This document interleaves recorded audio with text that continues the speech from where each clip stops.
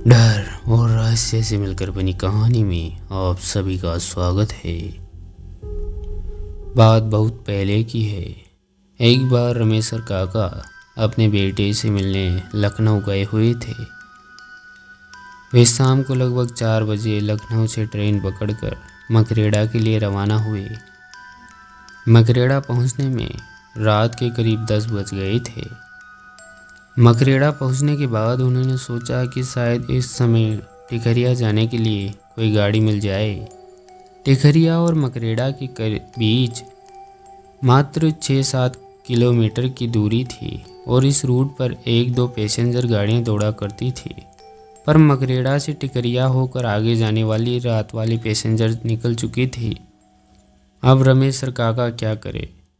पहले तो उन्होंने वह रात स्टेशन पर ही गुजारने की सोची, पर फिर पता नहीं उन्हें क्या सूझा कि अपना झोला झंडा उठाए रेल की पटरी पकड़कर मकरेड़ा से टिकरिया की ओर चल दिए। टिकरिया में स्टेशन से थोड़ी ही दूरी पर उन्होंने एक झोपड़ी डाल रखी थी और उसी में चाय पकौड़ी आदि बेचा करते थे। रमेश और काका निडर होकर तेजी से पटरी के किनारे किनारे आगे बढ़े चले जा रहे थे। उन्हें तो देर सबेर पैदल ही पटरियों से होकर इधर उधर जाने की आदत थी। उस काली रात में भी वे तेजी से ऐसे ही बढ़े चले जा रहे थे जैसे दिन का प्रकाश हो। अभी रमेश और काका लगभग 1 किलोमीटर तक बढ़े होंगे, तभी उन्हें पटरी के बीच एक बकरी मिमियाती हुई नजर आई। उन्होंने पास जाकर देखा तो एक बकरी जिसके गले में फंदा बंधा हुआ था, वह फंदा पटरी के बीच में फंसा हुआ था। पहले तो रमेश और काका के दिमाग में यह बात आई कि आखिर इतनी रात को यह बकरी यहाँ कैसे आ गई, और अगर कोई लेकर आया था तो इसे छोड़कर क्यों चला गया। खैर रमेश और काका ने और अपने दिमाग पर जोर न डालते हुए उस बकरी के फंदे को निकालने की कोशिश शुरू की, पर पगहा इस तरह से फंसा हुआ था कि निकलने का नाम ही नहीं ले रहा था। इसी दौरान उस लाइन से होकर एक मालगाड़ी धीरे गति से आगे बढ़ रही थी। रमेश और काका उस बकरी के पगहे को निकालने में इतनी मशगूल थे कि उन्हें आती हुई ना मालगाड़ी की सुध थी और ना ही उन्हें उसकी आवाज़ सुनाई दे रही थी। धीरे धीरे वह मालगाड़ी रमेश और काका के काफ़ी करीब आ चुकी थी। अरे ये क्या! अब जाकर रमेश और काका को मालगाड़ी का आभास हुआ और वे कूदकर पटरी पर से हटना चाहते थे। पर ये क्या! वे ज्यों कूदकर भागना चाहे तो ही उस बकरी ने विकराल रूप पकड़ लिया। ऐसा लगता था कि बकरी के रूप में कोई दैत्य है। अब तो रमेश और काका थोड़ा डर भी गए और उस बकरी ने भागते रमेश और काका की धोती ही मुंह में दबाकर पटरी की ओर खींचने लगी। अब रमेश और काका एकदम से असहाय हो गए और पसीने से पूरी तरह भीग भी गए। अब वह मालगाड़ी और भी करीब आ गई थी। ऐसा लगता था कि अब उनका जीवन नहीं बचेगा। मौत उनके एकदम से उनके सर पर खड़ी नजर आ रही थी। उनका धैर्य और बल भी जवाब देने लगे थे। वे न चाहते हुए भी पटरी की ओर खींचे चले जा रहे थे। अचानक कुछ ऐसा घटा जो रमेश और काका की समझ से परे था। अचानक एक 15-16 साल की सुंदर कन्या प्रकट हो गई और देखते ही देखते उसने उस बकरी के मुंह से रमेश और काका की धोती छुड़ाने लगी। अब तो वहाँ का दृश्य बहुत ही भयंकर हो गया था। रमेश और काका पूरी तरह से डरे सहमे थे, पर इस किशोरी के आने से उन्हें थोड़ी राहत मिली थी। अब मालगाड़ी लगभग 10 मीटर की दूरी पर आ चुकी थी। अब तो उस बकरी और उस किशोरी की लड़ाई और भी भयंकर हो गई थी। अचानक उस किशोरी ने बकरी के मुंह से धोती को छुड़ाने में सफलता हासिल हुई और तेजी से रमेश और काका को धक्का दे दिया और रमेश और काका पटरी से थोड़ी दूर जाकर गिर गए। वे गिरे गिरे अपने पास से गुजरती मालगाड़ी को देखते रहे और साथ ही यह भी की पटरी पर अभी भी उस बकरी और किशोरी में भयंकर लड़ाई चल रही थी। रमेश्वर काका अचानक एकदम से डर गए। उनके डरने का कारण यह नहीं था कि अभी तक वे केवल उन दोनों की लड़ाई और गुजरती हुई मालगाड़ी को देख रहे थे, पर उन्होंने इस बात पर ध्यान नहीं दिया कि वह बकरी और किशोर उसी पटरी पर लड़ रहे थे जिस पर मालगाड़ी गुजर रही थी। पर इन दोनों को इससे कोई फर्क नहीं पड़ रहा था, ना ही वे दोनों मालगाड़ी के पहियों के नीचे आ रहे थे, और कभी कभी नीचे भी आते तो कोई भी फर्क नहीं पड़ता था।